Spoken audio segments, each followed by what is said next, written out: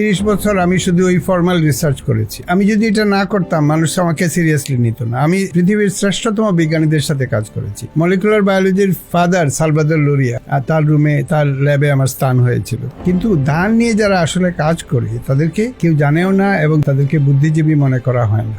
খুব রিসেন্টলি আপনার একটা কথা খুব পপুলার হয়েছে, আমি যদি ধান নিয়ে বিজ্ঞানী না হইতাম, গবেষণা না করতাম, বরং আমি যদি ধান নিয়ে একটা কবিতা লিখতাম, আমি বুদ্ধিজীবী হইতে পারতাম। কোনো বিশেষ সাবজেক্টের মানুষকে বুদ্ধিজীবী আর অন্য সাবজেক্টের কেউ বুদ্ধিজীবী না। এবং MIT strong school of business খবর পেয়ে আমাকে ডাকলো 2006 সালে যে তুমি এসে এখানে একটা টক দাও। এখানে একজন খুব বড় আমেরিকান গুরু ছিলেন, আছেন এখনো, এরিক ভন হিপক। উনি একটা ইংরেজি কথা বলেছিলেন, ডেমোক্রেটাইজিং ইনোভেশন। তো উনি আমাকে দাওয়াত দিল। আমি তাকে বললাম ডেমোক্রেটাইজিং ইনোভেশনের একটা উৎকৃষ্ট এক্সাম্পল হলো এশিয়ান ফার্মার। আমাদের কৃষকরা যে আবিষ্কার, সেই যুগের পর যুগ ধরে এই বিষয়টা তো আমাদের এডুকেশনে একদমই নাই, একেবারেই নাই। কারণ এই যে চিনিগুড়া, কালিজিরা, সমুদ্র ফেনা, রাধুনি পাগল, কাঁচালত, দুমাই বা রস চ্যাংড়ি, এই যে অসংখ্য সুন্দর নামের ভ্যারাইটি, এগুলা কোথা থেকে আসলো? এটা তো বিজ্ঞানীরা, কৃষক বিজ্ঞানীরা করেছে। কিন্তু কৃষকদেরকে যেহেতু আমাদের সমাজ বিজ্ঞানী বলে নাই, অতএব তাদেরকে আমরা ভুলে গেছি। We have to democratize innovation and decolonize the mind. যে একজন শিক্ষকের সাথে ছাত্রের সম্পর্ক একটা প্রভু বৃত্তের সম্পর্কের মতো। যে একটা কিছু অল্প হচ্ছে, তুমি এটাকে 100 গুণ বাড়িয়ে দিতে পারবেন অথবা 1000 গুণ বাড়িয়ে দিতে পারবে। কতখানি বাড়াতে পারবে এটা নির্ভর করবে তোমার বুদ্ধির উপরে, তোমার সিলেকশনের উপরে, তোমার স্ট্র্যাটেজির উপরে। কারণ বিজ্ঞানের অতীত ইতিহাস এরকমই। মানুষের প্রয়োজনেই বিজ্ঞানের জন্ম হয়েছিল, মানুষের জন্য বিজ্ঞান করব। আমাদের আজকের অতিথি জিন বিজ্ঞানী আবেদ চৌধুরী স্যার, যিনি পঞ্চব্রীহি আবিষ্কারক। স্যার কেমন আছেন? খুব ভালো আছি, ধন্যবাদ স্যার। Thank you. সেই অস্ট্রেলিয়াতে আপনার অনেকটা সময় থাকা হয়, তার মধ্যে বাংলাদেশে অল্প সময় যখন এসছেন আমাদেরকে সুযোগ দেওয়ার জন্য। প্রথমত স্যার, আমরা যে জায়গাটায় আসবো সেটা হচ্ছে গিয়ে যে খুব রিসেন্টলি আপনার একটা কথা খুব পপুলার হয়েছে, যে কথাটা আমার খুব ভাল লাগছে। কথাটা যেটা ছিল সেটা হচ্ছে যে আমি যদি ধান নিয়ে বিজ্ঞানী না হইতাম, গবেষণা না করতাম, বরং আমি যদি ধান নিয়ে একটা কবিতা লিখতাম, তাহলে আমাকে নিয়ে আমি বুদ্ধিজীবী হইতে পারতাম আমাদের দেশে। কিন্তু যেহেতু আমি ধান নিয়ে আবিষ্কার করছি, গবেষণা করছি, আমি আসলে এই দেশে বুদ্ধিজীবী না। এই কথাটা স্যার খুবই বর্তমান সময়ে খুবই অর্থবহ কথাটা। স্যার আপনি কি মিন করছেন কথাটা, আপনি যদি আপনার মতো করে বলেন। এই কথাটার একটা ইতিহাস আছে। কারণ আমি যখন ধান নিয়ে কাজ শুরু করলাম, তখন আমার এক বন্ধু মানুষ লন্ডনে থাকেন, উনি আমাকে বলল যে আপনি ধানের মানুষ। এবং একটা গান আছে এরকম যে এই প্রবাসে বুকের পাশে তোমরা যারা দাঁড়িয়ে আছো, তোমরা যারা গানের মানুষ, ধানের মানুষ। তো এই কথাটা আমার কাছে খুব ভালো লেগেছিল, যে ধানকে কেন্দ্র করে লিরিক। আবার বিখ্যাত সব কবিতা আছে, সেদিনও এমনি ফসল বিলাসী হাওয়া মেতে ছিল তার চিকুরের পাকা ধানে, সুধীন দত্তের কবিতা। অথবা রবীন্দ্রনাথ লিখেছেন কাঠিতে কাঠিতে ধান এলো বরষা। সো কবিতা জুড়ে ধান রয়েছে। আর ধান নিয়ে যারা গবেষণা করে, আমি যখন নিজেই ধান নিয়ে কাজ করা শুরু করলাম, আমি দেখলাম যে তাদেরকে এবং ধানের গবেষকদের সাথে উঠা বসা করা শুরু করলাম, দেখলাম যে তাদেরকে সামাজিকভাবে মানুষ অতটা চিনে না। যেমন বাংলাদেশে সুধীন দত্তকে চিনে, রবীন্দ্রনাথকে চিনে, বা সুকান্তের সেই অমর কবিতা জন্ম নিয়েছে সচেতনতার ধান, এগুলো আমরা আওড়াই। এবং ধান এক ধরনের কালচারের একটা ফ্যাক্টর আমাদের ব্রেনের ভিতর। কিন্তু ধান নিয়ে যারা আসলে কাজ করে তাদেরকে কেউ জানেও না, এবং তাদেরকে এইরকম কবিদের মতো করে হৃদয়ে যেমন তাদের স্থান নাই, বা তাদেরকে বুদ্ধিজীবী মনে করা হয় না। এই কথাটাই এটা আমার কোনো ব্যক্তিগত আক্ষেপ না, কারণ আমাকে তো মানুষ চিনে, আমার কোনো আক্ষেপ নাই যে মানুষ আমাকে চেনে না। কিন্তু ধান বিজ্ঞানীদের পক্ষে আমি এই কথাগুলো বলেছিলাম, যে আমাদের ধানের কাজ করে এরকম তো অনেক মানুষ আছে, তারা ধানকে নিয়ে। এবং বুদ্ধিজীবী, তারা কি বুদ্ধি ব্যবহার করছে না? মানে শ্রমজীবী বুদ্ধিজীবীর একটা ফারাক তৈরি করা হয়েছে, যে কেউ শ্রমজীবী, কেউ বুদ্ধিজীবী। তো এখানে ভাবখানা এমন যে শ্রম দিয়ে কাজ করে তার কোনো বুদ্ধি নাই, এবং আরেকজন বুদ্ধিকে জীবিকার অংশ হিসাবে ব্যবহার করে। তো এটা একটা কনফ্লিক্ট তৈরি হয়েছে। ওইটার কথা আমি সিলেটে বলেছিলাম 2017 সালে। তো এই কথাটা এত বছর পরে দেখেন জেগে উঠেছে, কারণ এই কথার ভিতরে একটা অন্তর্নিহিত শক্তি আছে। এটা মানুষের ব্রেইনে গিয়ে আশ্রয় নিয়েছে।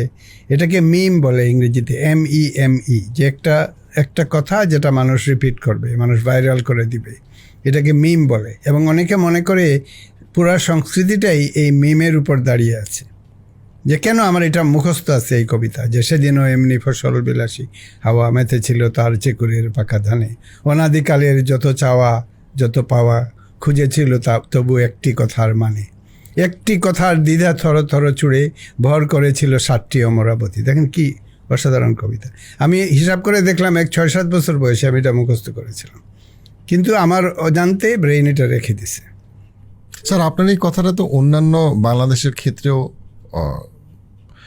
যথোপযোগী, যে যারা আসলে অ্যাকচুয়ালি ফিল্ডে কাজ করতেছে for a very long period of time, genuinely value add করতেছে, মেবি একটা প্রতিষ্ঠান দ্বারা করেছে, অথবা একজন চিকিৎসক বা সার্জন যারা আসলেই দেশে অনেক ভ্যালুয়েবল কাজ করতেছে, অনেক ক্ষেত্রে তাদের মূল্যায়নটা বা তাদের গ্রহণযোগ্যতাটা আসে না, বরং যারা হয়তো বা ফোরফ্রন্টে এমন কিছু মানুষ অনেক সময় কথা বলতেছে বা সব বিষয়ে তাদের বক্তব্যকে যথেষ্ট গুরুত্ব দেওয়া হচ্ছে, যারা আসলে সমাজে যথেষ্ট গুরুত্বপূর্ণ কিছু করতেছে না, খালি কথা বলতেছে। তো যারা কথা বলে, যারা যারা কথার নির্মাতা যারা, তারা এই ন্যারেটিভটা, এই বয়ানটা তারা তৈরি করতেছে, তো অবশ্যই তারা তাদেরকে ওখানে ঢুকিয়ে দিচ্ছে, তাই না? কবিরাই তো সবচেয়ে সুন্দরভাবে প্রকৃতির কথা লিখেছে, তো তো অবধারিতভাবে কবিদের দ্বারা প্রকৃতিটাকে ডিফাইন করা হচ্ছে। তো এখানে দুইটা সমস্যা আছে। একটা হচ্ছে সমাজ অ্যাকচুয়াল কাজের মূল্য দিচ্ছে না, এটা তো আমাদের সর্বত্র দেখা যায়, তাই না? আর 2 নম্বর হচ্ছে যে যারা বিজ্ঞানের মানুষ, যারা ধান গবেষণা করেন, যারা গম গবেষণা করেন, তারা তাদের কথাগুলোকে লিরিক্যাল ফর্মে কবিতার ভাষায় বলছেন না। কারণ মানুষের মনকে গ্র্যাব করতে হলে বিজ্ঞানকে কিন্তু কবিতা হয়ে যেতে হবে কিছুটা, মানে গল্প। হ্যাঁ, তো আমি যেমন ব্যক্তিগতভাবে এটা করেছি, প্রায় 24 বছর হয়ে গেল আমি ডিসাইড করেছি যে এইভাবে খটোমটোভাবে বিজ্ঞানের কথা আর বলবো না, রিসার্চ পেপারে পাবলিশ করব, তারপর কয়টা পেপার হইলো গুনবো, এটা আমার কাছে অ্যাট্রাকটিভ মনে হয় না এই লাইফটা। এই জন্য আমি বাংলাদেশে এসে মাঠের মধ্যে কাজ করা শুরু করলাম এবং নিজের কথাটাকে আমি কবিতার ভাষায়, কবিতার মোড়কে বিজ্ঞান, এরকম একটা আখ্যা দিয়ে আমি বলা শুরু করলাম। তো এটা কিছুটা আমাদের বিজ্ঞানীদের করতে হবে, আমাদের ডাক্তারদের করতে হবে, আমাদের অ্যাকাউন্টেন্টদের করতে হবে। আর 2 নম্বর হচ্ছে সমাজকে সত্যিকার অর্থে ইন্টেলেকচুয়াল ওয়ার্ক যেগুলা, সেটা যেই হোক না কেন, যেমন যে গার্মেন্টসে কাজ করে তাকে কেন কায়িক শ্রম বলে একটা ট্যাগ লাগিয়ে দেওয়া হবে? গার্মেন্ট ওয়ার্কারদের মধ্যে অনেক ইনোভেশন থাকতে পারে, তারাও তো বুদ্ধিজীবী হতে পারে। বুদ্ধিকে ব্যবহার করে যে জীবিকা অর্জন করে তাকেই বুদ্ধিজীবী বলা উচিত। কোনো বিশেষ সাবজেক্টের মানুষকে বুদ্ধিজীবী আর অন্য সাবজেক্টের কেউ বুদ্ধিজীবী না। ভেটেরিনারি সায়েন্স যে ফিশারিজ নিয়ে কাজ করলো, অন্য দেশে এটা দেখা যায় না। দেখা যায় ফিশারিজে ইনোভেশন কাজ করেছে, অবশ্যই সে পাবলিক ইন্টেলেকচুয়াল, তাই না? আর আমাদের দেশে যারা প্রবন্ধ লেখে, যারা টক শোতে আসে, তারাই পাবলিক ইন্টেলেকচুয়াল। আর যারা অদৃশ্য, অতিরিক্ত কথা বলছে না, তারা সব অদৃশ্য। তারা যে কি, মানে সমাজের কোনো মাথা ব্যথা নাই তাদেরকে নিয়ে, তাই না? স্যার, আপনার আরেকটা বিষয় আমার কাছে মানে খুব অনুপ্রেরণার মনে হয়েছে, সেটা হয়েছে যে আপনি একজন গবেষক যে অ্যাকচুয়ালি ফিল্ডের সাথে জড়িত, এবং আপনি এমন একটা আবিষ্কার করেছেন যেটা অ্যাবসলিউটলি আমাদের দেশের কোর। আমি এক জীবনে ইলেকট্রিক্যাল ইঞ্জিনিয়ারিং পড়েছি, তারপরে আমি ইউকেতে সাইকোলজি পড়াশোনা করেছি। আমার কাছে আমার ছোট্ট শিক্ষা জীবনে আমার কাছে মনে হয়েছে যে আমাদের যে রিসার্চের যে আন্ডারস্ট্যান্ডিংটা, এটা খুব বেশি বুকিশ, এই সেন্সে বুকিশ যে একটা ইঞ্জিনিয়ার হোক অথবা একজন সাইকোলজির মানুষ হোক অথবা যে কোনো ফিল্ডের মানুষ হোক, আমাদের কাছে, বাংলাদেশিদের কাছে এখনও গবেষণা মানে হচ্ছে একটা পেপার লেখা, যেটা কোনো একটা জার্নালে পাবলিশ হবে। আমি একটা আবিষ্কার করব যেটা দিয়ে আমার দেশের মানুষের উপকার হবে, ওইটাকে কিন্তু আমরা গবেষণার মোটামুটি চিন্তার মধ্যেই রাখি না। এইটা কিন্তু একটা বড়, যেমন বুয়েটে গত 20 বছরে কত পরিমাণে পেপার পাবলিশ হয়েছে, বা আরও অন্যান্য সমস্ত ইউনিভার্সিটিতে বা রুয়েটে বা চুয়েটে, কিন্তু ওই পেপারগুলা দিয়ে আমাদের দেশের, সেটা একটা রিক্সা চালক হোক অথবা একটা ফ্যাক্টরির মালিক হোক, কার কি উপকার হয়েছে, ওই জায়গাটায় কিন্তু আমাদের দেশে একটা বিশাল গ্যাপ আছে। সেখানে আপনি একজন মানুষ যে জেনুইনলি একটা আবিষ্কার করছেন বা আবিষ্কার এখনও আরও করে যাচ্ছেন, যে আপনি শুধু পেপারে থামেন নাই, বরং আপনি ফিল্ডে জিনিসটা ইমপ্লিমেন্টেশনের চেষ্টা করছেন। এই জায়গাটাকে, এই গ্যাপটাকে আপনি কীভাবে দেখেন? অবশ্যই। তো আমি তো সারা জীবনে এক ধরনের সাজিয়েছি এরকম, যেমন প্রথম 30 বছর আমি শুধু ওই ফর্মাল রিসার্চ করেছি, তাই না? তো আমি যদি এটা না করতাম মানুষ আমাকে সিরিয়াসলি নিত না। আমি পৃথিবীর শ্রেষ্ঠতম বিজ্ঞানীদের সাথে কাজ করেছি। মলিকুলার বায়োলজির ফাদার সালভাদর লোরিয়া, উনি আর আমি একই রুমে একসময় MIT বায়োলজিতে, আর তার ল্যাবে আমার স্থান হয়েছিল। তো সারাক্ষণ আমি তার সাথে কথা বলতাম। এই লোকটা হচ্ছে লোরিয়া অ্যান্ড ডালব্রুক, দুজনে মিলে নোবেল প্রাইজ পেয়েছে মলিকুলার বায়োলজি ডিসকভার করার জন্য। তাদের যে আগে যিনি লাইনাস পলিং, ইভেন সেই পলিংকেও আমি মিট করেছি। আমি 79-এ যখন আমেরিকা গেলাম ইউনিভার্সিটি অফ অরেগনে, পলিংয়ের বাড়ি অরেগন স্টেট, তো তখন উনি দুবার নোবেল প্রাইজ পেয়েছে। তো এই সমস্ত লোকের সাহচর্যে এসেছি, এক ধরনের কনফিডেন্স বেড়েছে। আমি নিজেও অনেক পেপার পাবলিশ করেছি এবং ফান্ডামেন্টাল ডিসকভারি এগুলোতে ছিল। তো এগুলা করতে করতে আমি দেখলাম যে এটা ঠিক এক্সাইটিং না আমার জন্য ফাইনালি। কারণ আপনি যে কথাটা বললেন যে বিজ্ঞান হচ্ছে পেপার পাবলিশ করার জন্য, বিজ্ঞানীরা পেপারের সংখ্যা গুনতেছে, এইগুলা মাপার নানান ব্যাপার আছে, YH ইন্ডেক্স, অমুক তমুক, কে আপনার কতখানি পেপার পড়েছে, কিন্তু পুরো ব্যাপারটা অ্যাবাউট 10,000 মানুষের মধ্যে সীমাবদ্ধ থেকে যাচ্ছে। তারপর থেকে যে এই গবেষণাটা বের হয়ে মানুষের কল্যাণে লাগবে, এটা যেমন 10,000-এ একটা বা 1,00,000-তে একটা এরকম হচ্ছে, আর আমাদের দেশে এটা একেবারেই হচ্ছে না। তো আমি যখন গেলাম 79-এ, আমি কেমিস্ট্রি ডিপার্টমেন্টে ছিলাম, কোনো শিক্ষকের সাথে সরাসরি কথা বলার কোনো সম্ভাবনাই ছিল না। রুমের সামনে দাঁড়িয়ে বলতে হতো, may I come in sir? তো চেয়ারম্যান সাহেব হয়তো অনেকক্ষণ ফাইলে চোখ ছিল, একটু চোখ তুললেন।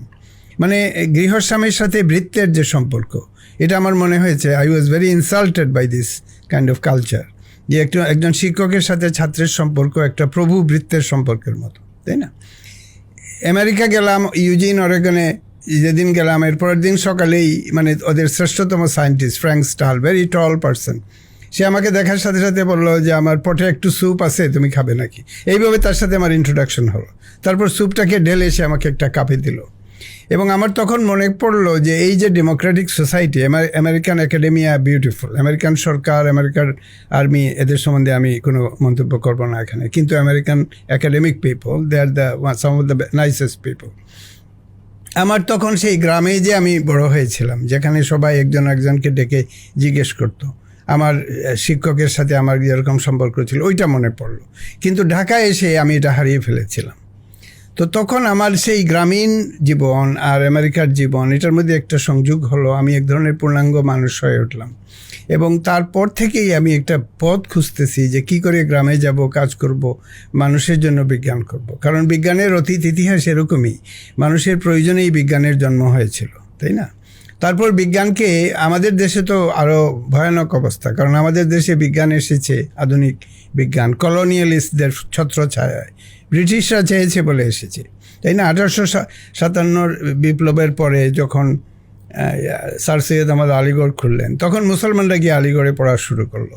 আমার নিজের দাদার ভাই তজুমুল সাহেব, আসামের মুসলমানদের মধ্যে one of the first graduate, ওনার বাবা ওনাকে শুধুমাত্র আরবি এবং ফার্সি পড়ার পারমিশন দিল। তখনও মুসলমানরা বিজ্ঞানকে বয়কট করতেছে, তাই না? তারও ধরেন 10-20 বছর পরে আস্তে আস্তে সায়েন্টিস্টরা আসলো বা বিজ্ঞান পড়া শুরু করলো। তো এই বিজ্ঞান কোন বিজ্ঞান? এটা অবশ্যই ব্রিটিশের ছত্রছায়ায়, এটা দেশের সংস্কৃতি থেকে সম্পূর্ণ বিচ্ছিন্ন একটা ওয়েতে এটাকে পড়ানো হলো, এবং এটার উদ্দেশ্য হলো যে তুমি পেপার পাবলিশ করবে, তুমি কত গ্রেট, তোমার পেপার হবে, তুমি পেপার গুনবে, এই ধারাটা রয়ে গেছে। তো আমেরিকায় আমি দেখলাম, আমেরিকাতে আবার এরকম না। আমেরিকাতে একজন প্রফেসর আমাকে কোনো দিন জিজ্ঞেস করে নাই তুমি কি পেপার পাবলিশ করছো বা কি পেপার করবে, পেপারের কোনো কথা ওঠে নাই। বলছে what's your story, what's your idea, what do you think of this? মানে সে আমাকে স্বীকৃতি দিচ্ছে about my intellectual ability to talk about a phenomenon. এটা সম্পূর্ণ এই দেশে অনুপস্থিত। I am sorry to say, আমি অনেক বিজ্ঞানের কনফারেন্সে যাই, অনেক দেশের সায়েন্টিস্টের সাথে কথা বলি, এই যে একটা ফেনোমেনন ডিসকাস করবে, একটা সায়েন্টিফিক ইস্যুকে ডিসকাস করবে ইকুয়ালের মতো ছাত্রের সাথে বসে, এটা তো এখানে একেবারেই নাই, তাই না? তো এত পেপার আমরা পাবলিশ করছি, ফাইন, আমার নিজেরও 70+ পেপার খুব টপ জার্নালে আছে। আমি দেখলাম যে এই সমস্ত পেপার যদি আমি একদিকে রাখি, আমার নিজের কথাই বলি, আরেকজনের কাজ নিয়ে আমি কমেন্ট করব না, আমি দেখলাম আমার এই 70টা পেপার পড়েছে সব মিলিয়ে মেবি 5,000 লোক পড়ছে না কত আমি জানি না, very small number of people. কিন্তু আমি যখন মাঠে নেমে এলাম, রাইস টুয়াইস, দ্বিব্রীহি, ত্রিব্রীহি, চতুর্ব্রীহি, পঞ্চব্রীহি করলাম, 10 লক্ষ লোক এটাতে যোগ দিল, 1 কোটি লোক এটাতে যোগ দিল। বাংলাদেশের যারা প্রবাসী আছে লন্ডনের, আমি ইস্ট লন্ডনে মিটিং করলাম, মাই গড এত লোক আসলো। তো বিজ্ঞানের কথা বলার জন্য তো এত লোক কোনোদিন আসে না, কেন আসলো তারা? কারণ এক নম্বর হচ্ছে যে আমি বিজ্ঞানকে একেবারে মানুষের কাতারে নিয়ে আসছি, মানুষরা দেখতে পেয়েছে, প্রবলেমগুলোকে ওইভাবে শেপ করেছি, কৃষকরা যাতে করতে পারে তাদের উপযোগী করে আমি বিজ্ঞানের কোয়েশ্চেনটাকে ফ্রেজ করেছি, তাই না? এইটা দেখেছে। আর 2 নম্বর দেখেছে যে আমি আসলে জেনুইনলি, কারণ আমি সেই গ্রামে জন্ম হয়েছিল, 9 বছর বয়স পর্যন্ত ছিল, আমি ওখানে ফিরে গেছি। এইখানে আমার কোনো মেকি কিছু নাই যে আমি গ্রামে গিয়ে কিছু ছবি তুললাম ওইটা ফেসবুকে দিলাম, এই টাইপের লোক আমি না। আমি আসলেই গ্রামে থাকি, ঝড় বৃষ্টির মধ্যে থাকি, এবং গ্রামেই আমার জন্ম হয়েছিল এবং গ্রামেই আমার মৃত্যু হবে, এই টাইপের একটা মানুষ আমি। তো এটা তো মানুষ অনুমান করতে পারে, এটার যে স্ট্রেংথ যেটা, এটার যে জেনুইননেস যেটা, তাই না, স্বচ্ছতা রয়েছে এটার মধ্যে। তো এই দুইটা মিলিয়ে আমার যে বিজ্ঞান আমি এখন করি, আমি যেখানেই যাই মানুষের ঢল নামে, believe me, large number of people. এই সমস্ত লোক কোনোদিন কোনো সায়েন্টিফিক কনফারেন্সে যাবে না, কারণ সায়েন্টিফিক কনফারেন্সে যেভাবে খটোমটো করে কথা বলা হয়, কোন জিনের সাথে কি করবে, এই টাইপের একাডেমিক আলোচনা, এগুলোতে মানুষ যাবে কেন? Only specialist people will go, অন্যরা তো এটা বুঝবে না। তো এইভাবে বিজ্ঞানকে কম্পার্টমেন্টের মধ্যে না রেখে, বিজ্ঞানকে একটা ইন্টেলেকচুয়াল, একটা দুর্বুদ্ধ একটা বাক্সের মতো না রেখে, বিজ্ঞান belongs to the wind and the sun and the, গাছের পাতার মধ্যে বিজ্ঞান আছে, তাই না? মানে যে পাতা শেষে এই যে হিল্লোল হচ্ছে ধানের খেতে, ঢেউ খেলে যায়, এই ঢেউয়ের মধ্যে বিজ্ঞান আছে। এইভাবে বিজ্ঞানকে কেন বলা হচ্ছে না? জগদীশচন্দ্র বসু করেছিলেন, ওনার পরে আর কেউ এটা করে না, এই ধারায় কেউ যায় নাই। স্যার আপনার পঞ্চব্রীহি আবিষ্কার নিয়ে যদি একটু আসে। পঞ্চব্রীহি আমার মূলত সিলেটে একটা গান ছিল যে পূবের বন্দে পশ্চিমের বন্দে জমিন কত খান, রাড়ি বেঠিয়ে খ্যাত করে দাইয়া নেড়া ধান। তো এই যে উচ্ছিষ্ট খড়, যেটাকে সিলেটে নেড়া বলে, আপনি হয়তো ভাইরাল গান শুনেছেন যে বিছানা বিছাইয়া দিব শাইল ধানের নেড়া। হ্যাঁ, তো নেড়া হচ্ছে কাটার পরে যে খড়টা থাকে ওইটা নেড়া, তো ওইটা থেকে ধান গজায়। 200 বছরের পুরনো গান এটা, পূবের বন্দে পশ্চিমে। তা রাড়ি বেঠিয়ে খ্যাত করে, এটার মানে কি? যে গরিব বিধবা খ্যাত করে, তার ক্ষেতটা হচ্ছে নেড়া ধান, তার তো জমি নাই, কিছু নাই, সে ওই যে খড়, উচ্ছিষ্ট খড় থেকে ধান গজায়, ওইটার উপরে সে বেঁচে আছে। তার মানে সিলেটে 200 বছর আগে নেড়া ধান ছিল, মানে যেটাকে পশ্চিমা বিজ্ঞানীরা নাম দিয়েছে রাটুন। রাটুন কথা কেন বলেছে আমি জানি না, আজব একটা কথা, কিন্তু রাটুন রাইস নামে এটা পরিচিত। তো এই রাটুন নেড়া ধান ছিল, কিন্তু আমি দেখলাম যে একটা ক্ষুদ্র জিনিস যখন থাকে তখন বিজ্ঞানের মাধ্যমে এটাকে বৃহৎ করে দেওয়া যায়। এটাকে জেনেটিক সিলেকশন বলে, এটাই বায়োলজির মূল মন্ত্র, যে একটা কিছু অল্প হচ্ছে, তুমি এটাকে 100 গুণ বাড়িয়ে দিতে পারবেন অথবা 1000 গুণ বাড়িয়ে দিতে পারবে। কতখানি বাড়াতে পারবে এটা নির্ভর করবে তোমার বুদ্ধির উপরে, তোমার সিলেকশনের উপরে, তোমার স্ট্র্যাটেজির উপরে। তো আমি এই কাজে লেগে গেলাম। আমি এমন একটা জিনিস ইমাজিন করলাম যে এই নেড়াধানের পদ্ধতিটা এত বড় হবে যে দ্বিতীয়বার, তৃতীয়বার, চতুর্থবার একই সমান হবে ফসল, তাই না? 12 মাসই আমাদের 12 মাইয়া বলি আমরা। তো এমনি নর্মাল বেগুনও 6 মাইয়া বেগুনও আছে, 12 মাইয়াও আছে। বা চা গাছ দেখা যায় কাটলে পাতা বাড়ে।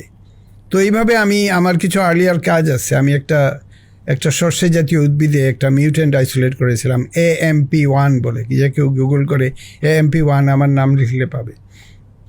ওইটাতে আমি দেখিয়েছিলাম যে একটা গাছ যেটা 6 সপ্তাহ পরে মারা যায়, অ্যারাবিডপসিস, এটাকে আমি চিরঞ্জীব করে ফেলেছি। এটা বাড়তেই আছে।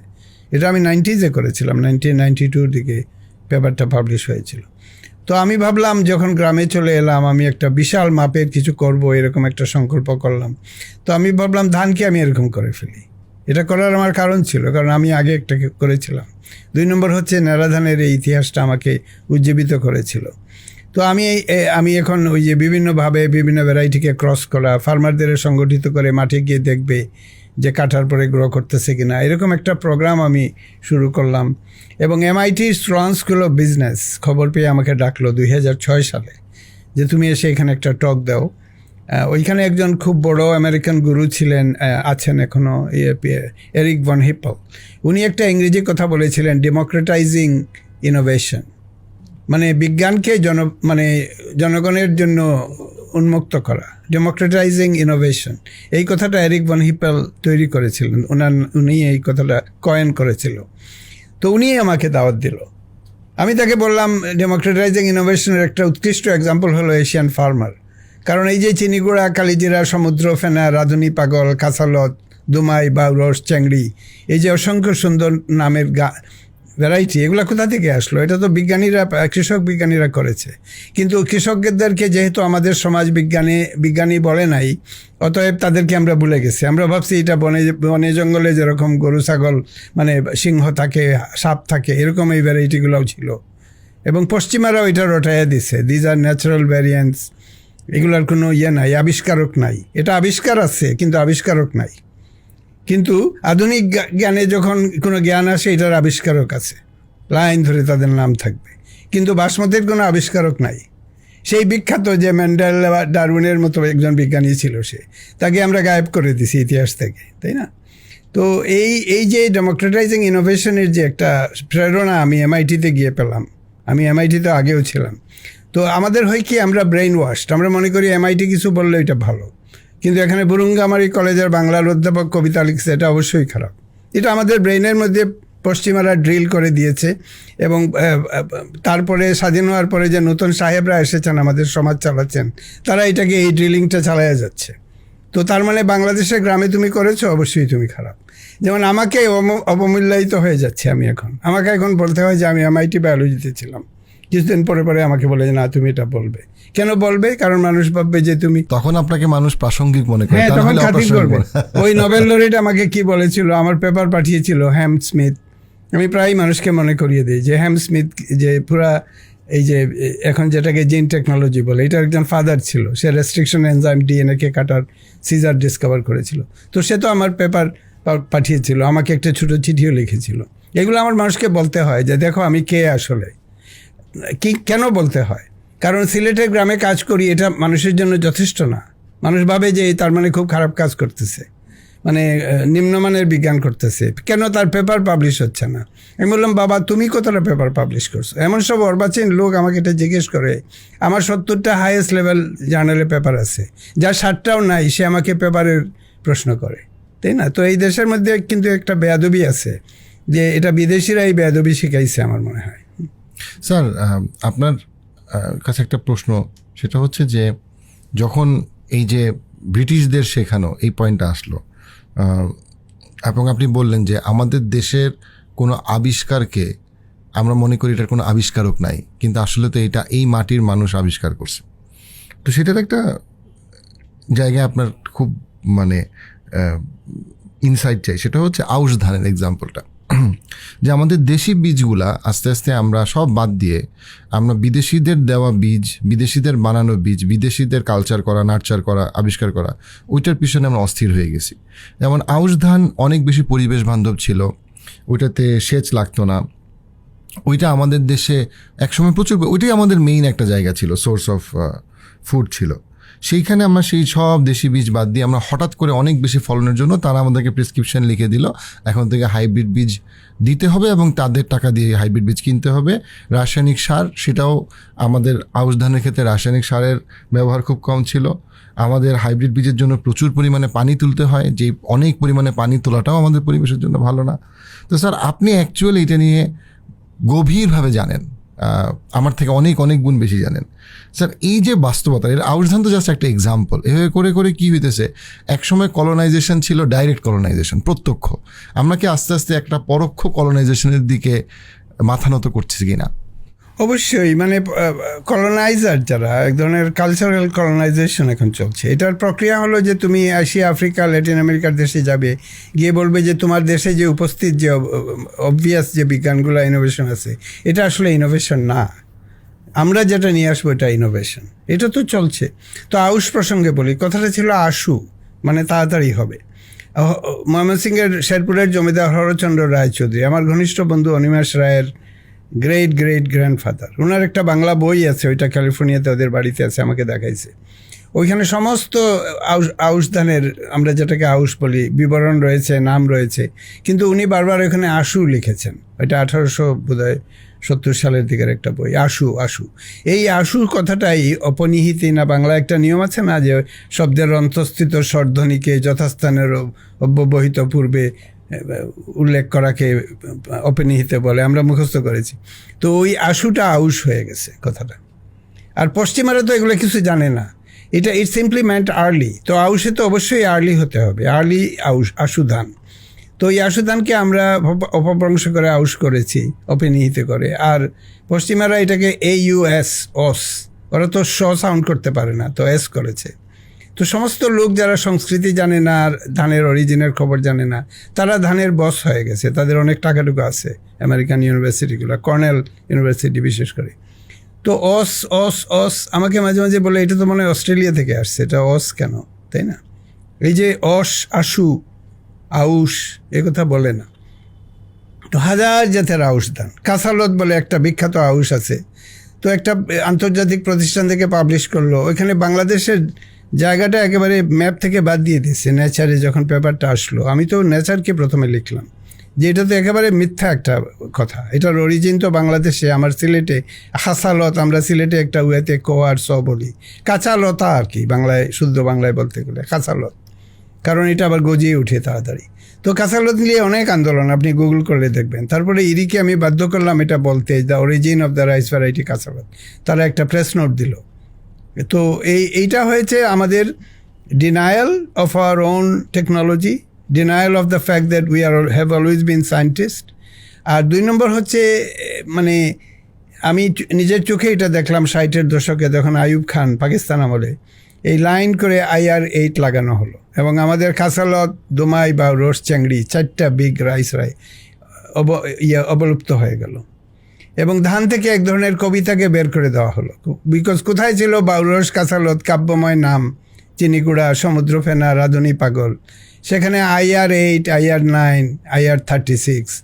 মানে আমি হোমোসেপিয়েন্স, এবং বিজ্ঞানে আমাকে বলা হয় হোমোসেপিয়েন্স, আমি মানুষ। তো আমার নাম তো আবেদ চৌধুরী, আমার নাম হোমোসেপিয়েন্স HS-31-A না কেন? আমি কেন HS বলে পরিচিত না? আমি তো HS-3001 হতে পারতাম, এটা না হয়ে আমি আবেদ চৌধুরী। তার মানে আমাদের একটা সংস্কৃতি রয়েছে, আমরা মানুষকে নামকরণ করি, একটা নামের সাথে মানুষের সম্পর্ক আমরা এস্টাবলিশ করি। আলফা নিউমেরিক HS দিয়েও কিন্তু চলতে পারতো, কিন্তু ওই বিভৎসর রাস্তায় আমরা যাই নাই, তাই না? কিন্তু যেটা আমরা নিজেদের জন্য করি নাই, এটা আমাদের ধানের জন্য, আমাদের শস্যের জন্য আমরা কেন করছি? আমাদের এত সুন্দর নাম রয়েছে, এগুলাকে বাদ দিয়ে আমরা এই অ্যাব্রিভিয়েশনের নামের দিকে কেন যাচ্ছি?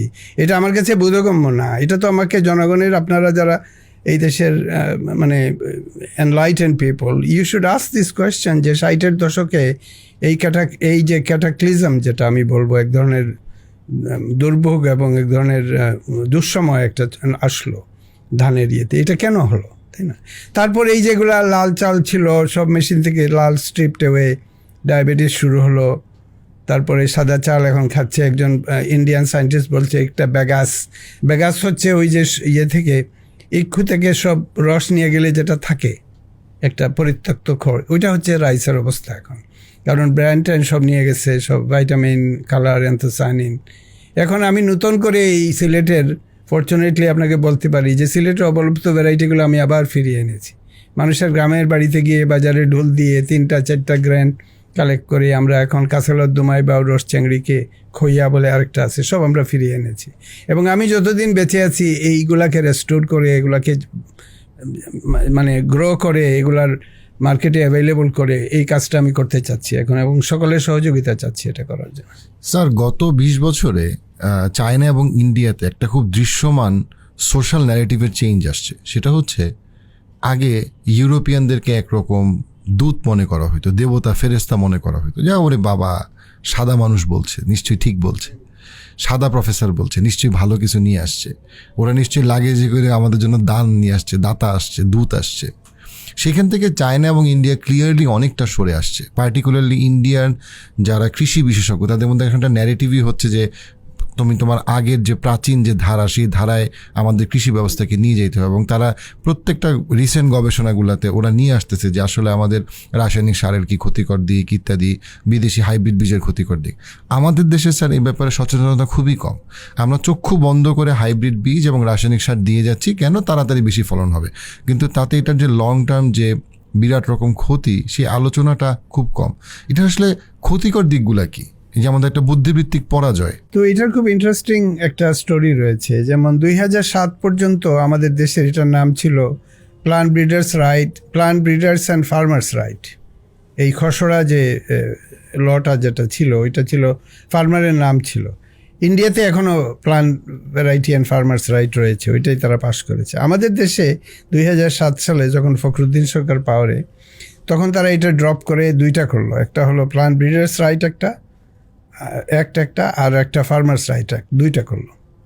করে 2017 সালে প্লান্ট ব্রিডার্স রাইটস একটা পাশ করে হয়ে গেল, আর ফার্মার্স রাইট নিয়ে আর কোনো কথাই নেই, ফার্মার্স রাইট সম্পূর্ণ ত্যাগ করলো। তো ইন্ডিয়ার সাথে কম্পেয়ার করলে ইন্ডিয়াতেই বলে farmers plant varieties and farmers right, আর আমাদের দেশে জাস্ট প্লান্ট ব্রিডার্স রাইট। তো ফার্মারের এখানে কোনো ভ্যারাইটি রিলিজ করার কোনো ক্ষমতাই নেই, এটা একেবারে দেওয়াই হয় নাই। আমরা হরিধানকে নিয়ে অনেক আন্দোলন করলাম, হরিকে আনলাম আমাদের দেশে, ফুলের মালা দেওয়া হলো বিভিন্ন ইয়েতে, কিন্তু হরি ভ্যারাইটি অবলুপ্ত, হরি ভ্যারাইটিকে কেউ রাখল না। আমাদের প্রতিষ্ঠানগুলো বাধা দিল, বললো যে এটা কোনো ভ্যারাইটি না। তো এইভাবে আমাদের এই যে চিনিগুড়া, কালিজিরা, সমুদ্র ফেনা, রাধুনি পাগল অজস্র রয়েছে, এগুলো আস্তে আস্তে এগুলো তো বিলুপ্ত হয়ে গেছে, এগুলো আর পাওয়া যায় না। হয়তো কোনো সিড ব্যাংকে থাকতে পারে, আছে হয়তো। তো এগুলা আমার হাতে আছে, কিন্তু আমি এখন কি করব? আমি যদি এই নামে এটা রেজিস্টার করতে চাই, এটা করার কোনো প্রক্রিয়া তো নাই, অথচ অন্তত আমার জানা মতে কিছু নাই। এটা হচ্ছে কি যে দেশি টেকনোলজিকে অবমূল্যায়নের একটা যে ধারা, এটারই এটা একটা অংশ। এবং বিদেশিরা অবশ্যই, কারণ এখানে বিদেশিরা এসে আমাদের এগ্রিকালচারে অনেক ইন্টারফেয়ার করছে। আমাদের গোল্ডেন রাইস ফিরিয়ে আনতে হবে, আমাদের বিটি ব্রিঞ্জাল করতে হবে, সবখানে জিএমও করতে হবে। এই জিএমওটা হচ্ছে it's a method of ownership. এটা শুধুমাত্র জিএমও তো একটা ব্রিডিং টুল, এটা হতে পারে। আমি নিজেও জিএম টেকনোলজি, ইন্টারনাল টেকনোলজি নিয়ে কাজ করেছি, কিন্তু এখানে যেভাবে এটা, বা আমি আমেরিকাতেও যেটা দেখেছি, যেমন একটা হাইব্রিডকে জিএমের সাথে লাগিয়ে দেয়। তুমি হাইব্রিড কিনতে হলে ওই জিএমটাই কিনতে হবে, যদিও জিএম করার ফলে হাইব্রিডটা হয়তো একটু খারাপ হয়ে গেছে। আমি নিজের ব্যক্তিগত নলেজ থেকে বলছি, তবুও এটা ফার্মার্স আর কম্পেল টু বাই ইট। এই ধরনের নানান প্রক্রিয়া রয়েছে, ডিভাইস রয়েছে, এগুলো আমাদেরকে বুঝতে হবে। এগুলো না বুঝে এটা। আরেকটা হচ্ছে যে আমাদের এটা রাইস বায়োডিভার্সিটির জায়গা, এটা এইখানে হাজার জাতের ধান ইভলভ করেছে। আমাদের মনু ভ্যালি, সুরমা ভ্যালি, আমাদের ব্রহ্মপুত্র গঙ্গা অববাহিকা, এখানে ধানের উদ্ভব হয়েছে। কাজে এই ধানের যে সূতিকাগার সেখানে আমরা একটা ফানি রাইস এনে ঢুকালাম, তারপরে ওই জিনের যে কনস্ট্রাক্টর সব কিছুতে ঢুকে গেল, এটা তো ভালো জিনিস না। এবং ইউরোপ এটা করছে না কেন তাহলে? ইউরোপরা এটা ভয় পেয়ে সমস্ত ব্লক করে রেখেছে, আর আমাদেরকে বলতেছে তোমরা করো, তাই না? আমাদের সচেতন মানুষ যারা, আমি এখানে কোনো পক্ষ বিপক্ষ কিছু বলবো না। আমি বলবো যে এটা নিয়ে একটা মুক্ত আলোচনা দরকার। এই টেকনোলজিটা কী, এটা লিমিটেশন কী, এগুলো তো সবাইকে বলতে হবে ঢালাওভাবে, যে এটা আমরা নিয়ে নেব, যেহেতু USAID এটাতে আছে, যেহেতু এখানে অমুক প্রফেসর আছে, একজন নোবেল লরেট এসে এখানে লবি করতেছে, তাই না? যে সবাই যাতে জিএম ফুড করে। এই নোবেল লরেটকে আমি খুব ভালো করে চিনি, মানে RNA DNA হাইব্রিডাইজেশন করে কী করে হয়, ইন্ট্রন হয়, ওইটার জন্য উনি নোবেল প্রাইজ পেয়েছেন। তো উনি ফুড নিয়ে কেন কথা বলবে? উনি মানুষ কি খাবে না খাবে এটা কি উনি ভালো জানে, তাই না? আমি কলকাতাতে একবার গেলাম, তো একটা ডিনার টেবিলে দুইজন নোবেল লরেটকে পেলাম, আমি নাম বলবো না। তো দুইজনই আমাকে জিজ্ঞেস করে যে ওই ভদ্রলোক আমাদেরকে চিঠি লিখেছে যাতে মানুষ জিএম ফুড খায়, তোমার কি ধারণা? আমাকে জিজ্ঞেস করলো। তো আমি চুপ করেছিলাম। আরেকজন সাইড থেকে খুব জ্বালাময়ী লোক ছিল, সে বলে অবশ্যই তোমরা এটা নিয়ে কিছু বলবে না, তোমরা এটা কি জানো? তো কলকাতাতে একজন লোক ছিল যে দুইজন নোবেল লরেটকে এক ধরনের ঝাড়ি দিল আর কি, যে তুমি আরেকটা জিনিসের জন্য, মানে জটিল একটা বিজ্ঞানের জন্য নোবেল প্রাইজ পেয়েছো। তো বিকজ তুমি প্রাইজ পেয়ে গেছো, এখন তুমি সবাই, মেয়েরা কি শ্যাম্পু ব্যবহার করবে, মানুষ কি জিএম খাবে না, কে আলু খাবে না বেগুন খাবে, তুমি সবগুলো পরামর্শ দিবে? এই যে পরামর্শ দেওয়ার যে এইটা একটা প্রক্রিয়া, এটা হচ্ছে এক ধরনের মার্কেটিং সিস্টেম। কারণ অবশ্যই এই লোকগুলোকে টাকা দেওয়া হবে এগুলো বলার জন্য, এবং যারা লবি করছে তারা তো নিশ্চয়ই টাকা পাচ্ছে। তো আমি তো ক্ষুদ্র মানুষ, আমি একাকী এক ধরনের কাজ করি, নিজের টাকায় কাজ করি। কিন্তু এগুলা ওই যে নজরুল বলেছিল যে দেখিয়া শুনিয়া খেপিয়া গিয়াছি, তাই যাহা আসে কই মুখে, এরকম একটা অবস্থা আমার হয়েছে। Because the way I look at it, মানে এগ্রিকালচারের যে চিন্তা ভাবনা যেভাবে প্রগ্রেস করছে, এটা তো ঠিক না। এবং সমাজ মনে এগুলো বুঝতে পারতেছে না, অথবা অন্যদিকে তাকাচ্ছে। মিনহোয়াইল কিছু লোক বিভিন্ন, যেমন ফার্মারদেরকে রাইট না দেওয়া, এটা যে কত খারাপ একটা জিনিস, তাই না? আবহমানকালের বাংলা, যেখানে ফার্মারদের নেতৃত্বে ধানের অভ্যুদয় হয়েছিল, এই ডিসকাশন থেকে আমরা ফার্মারদের বিতাড়িত করেছি। লুঙ্গি পরার লোককে আমরা ঢাকা ক্লাবে ঢুকতে দেই না, সোনারগাঁও হোটেলে ঢুকতে দেই না। এগুলো তো এই দেশে হচ্ছে এই মুহূর্তে, তাই না? লুঙ্গিকে আমরা এক ধরনের অপাংতেও ডিক্লেয়ার করেছি, অথচ এই লুঙ্গি পরার লোকগুলা 50-60-এর দশকে এসে এখানে গুলশান বাড়িধারায় বাড়ি করেছে। যারা তো সব লুঙ্গিওয়ালাদের নাতি, তাই না? আমাদের মধ্যবিত্তরা লুঙ্গিওয়ালাদের নাতি না তো? দাদাকে তারা বেইজ্জত করতেছে তো। হ্যাঁ জি স্যার, এখানে আপনার কাজ নিয়ে যখন আমি একটু বোঝার চেষ্টা করছিলাম, তখন আমি দেখেছি যে বাংলাদেশের বিভিন্ন সংস্থা বা প্রতিষ্ঠান যারা কৃষি নিয়ে কাজ করে, তারা অনেকেই আপনার কাজের বিরোধিতা করে তো, এবং সেটার ব্যাপারে আপনার মতামত শোনার আগে আমার একটা ধারণা, আমি বলছি আমি ভুল হইতে পারি, বাংলাদেশে আগে কখনোই কৃষি বিষয়ে এবং বিভিন্ন বিষয়ে রিসার্চ পলিসি অ্যাডভোকেসি করার কোনো থিঙ্ক ট্যাঙ্ক ছিল না। এইটা যারা আনছে তারা এই ধান গবেষণার ইকোসিস্টেমটা কন্ট্রোল করে এবং এখানে ফান্ড করে। যারাই আপনার গবেষণাকে অপছন্দ করে, দে আর অলমোস্ট অল ফান্ডেড বাই বিদেশি এনজিওজ অ্যান্ড অর্গানাইজেশনস। সো মানে ব্যাপারটা এরকম, তাদের নিজেদের গবেষণার নতুন গ্র্যান্টটা পাওয়ার জন্য আপনাকে অপোজ করা তাদের জরুরি। কারণ আমাদের দেশি ধানের বা আমাদের দেশি অলমোস্ট যে কোনো কিছুরই কিন্তু আসলে থিঙ্ক ট্যাঙ্ক বডি নাই, একটা রিসার্চের ইকোসিস্টেম নাই। কারণ আপনি যদি বলেন আমি একটা গবেষণা করব দেশি ধান নিয়ে, দেশি মানুষ নিয়ে, আমি একটা গ্র্যান্ট চাই, আপনি বা কাকে অ্যাপ্লাই করবেন? কিন্তু আপনি যদি বলেন আমি একটা বিদেশি ধান নিয়ে করব, তখন কিন্তু আপনার গ্র্যান্ট দেওয়ার জন্য বহু লোক বসে আছে।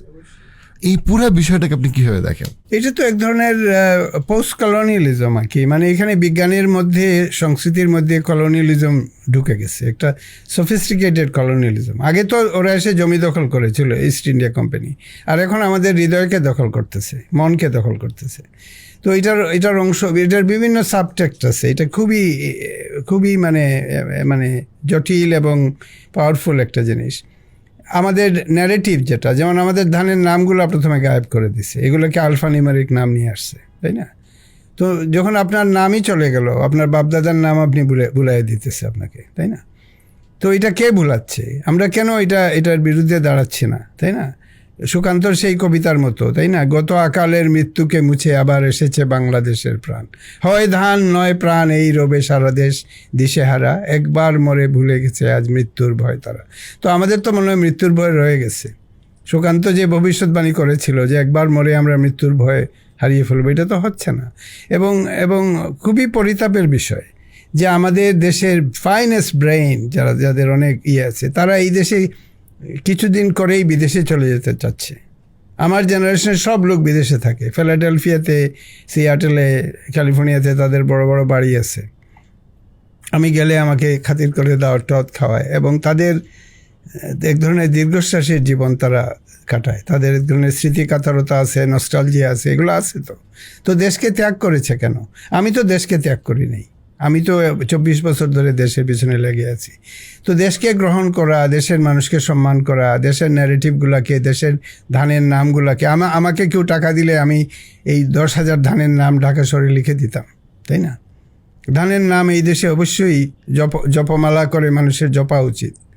কিন্তু এইগুলো কে করবে বলেন? এখনকার দিনের কবিরা, ওইরকম জাগ্রত সত্তা কবি সুকান্তের মতো কেউ আছে এখানে, তাই না? আমি তো দেখতে পাই না। আপনার কাজকে অপোজ করে কেন? আমার কাজ অপোজ করে কারণ আমি খুবই স্ট্রংলি ন্যাশনালিস্টিক। আমি এই ধরনের বিটিং অ্যারাউন্ড দ্য বুশ, নম করে যে MIT ভালো আর আমার দেশের কলেজ ভালো না, এগুলো আমি বলি না। অবশ্যই আমি MIT-তে গিয়েছি, MIT-তে গিয়ে টক দিয়েছি, কিন্তু আমার কাছে মনে হয় যে এই দেশের যে পাওয়ার অফ ইনোভেশন যেটা আছে 1000 বছর ধরে, যে কারণে হাজার জাতের ধান শ্রেষ্ঠ, এটা বিজ্ঞানের একটা শ্রেষ্ঠতম এক্সাম্পল। এবং আমি একটা অল্টারনেট বিজ্ঞানের ইতিহাস লিখতেছি।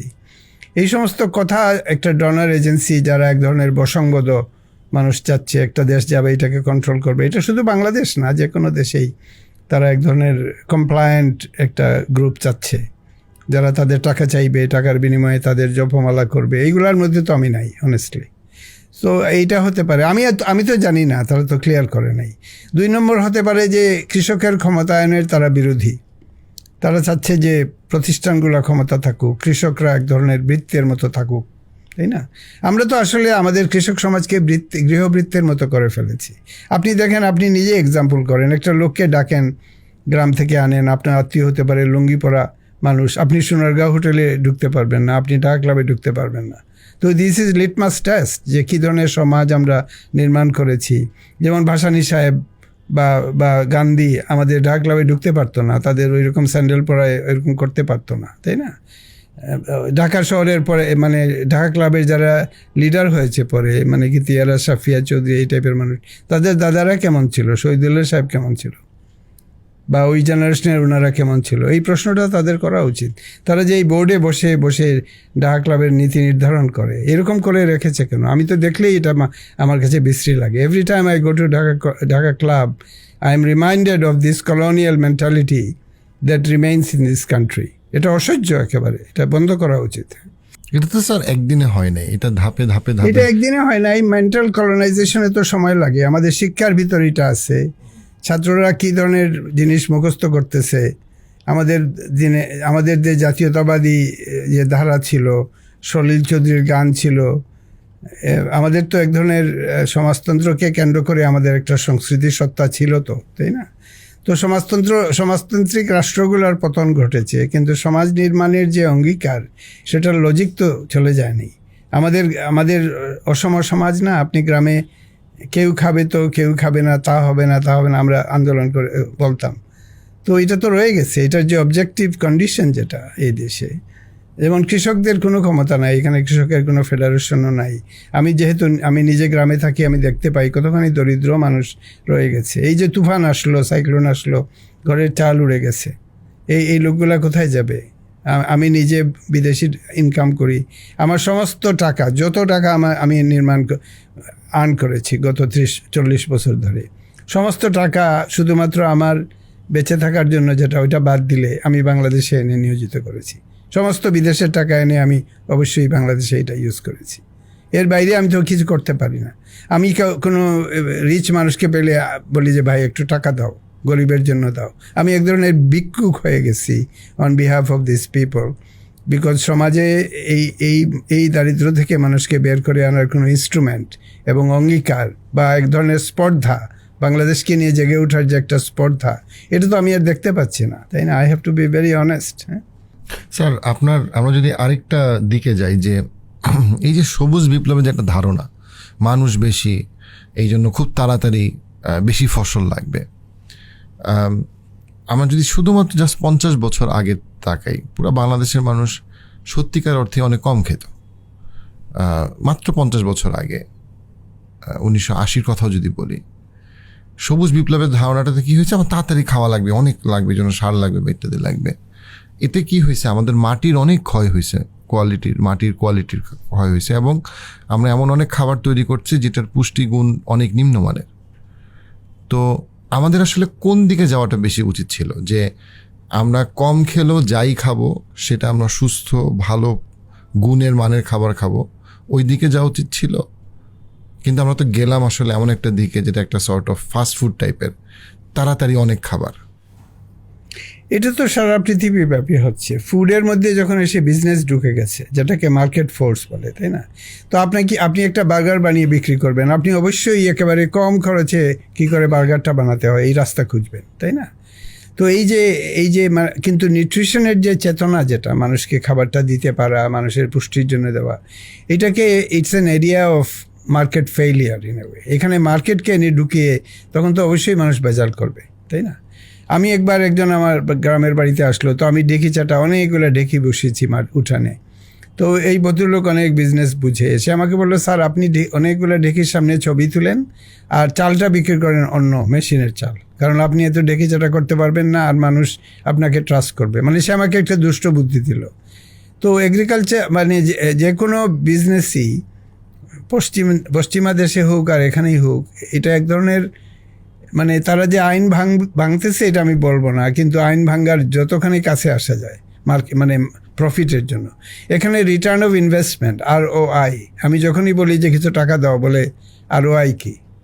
তো আমি গরিবের চাল উড়ে গেছে, এখানে আমি তাকে টাকা দিব, এটা তো কোরআনে যেমন আছে যে ওয়াইন্না সাইলা ফালা তানহার, যে গরিব মানুষ তোমাকে চাইলে তোমাকে দিতে হবে, it is incumbent on you to give হিম।